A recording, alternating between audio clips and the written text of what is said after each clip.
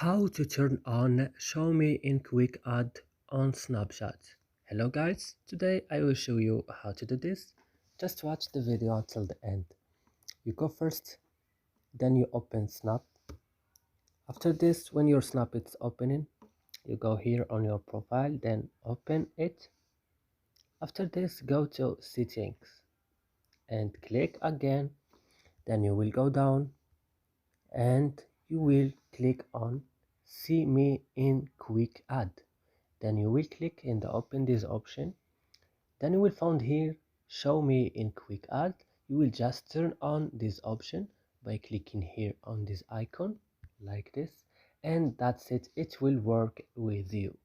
That's it guys. I hope this video is helpful for you. Do not forget to like and subscribe in our channel, and see you next video.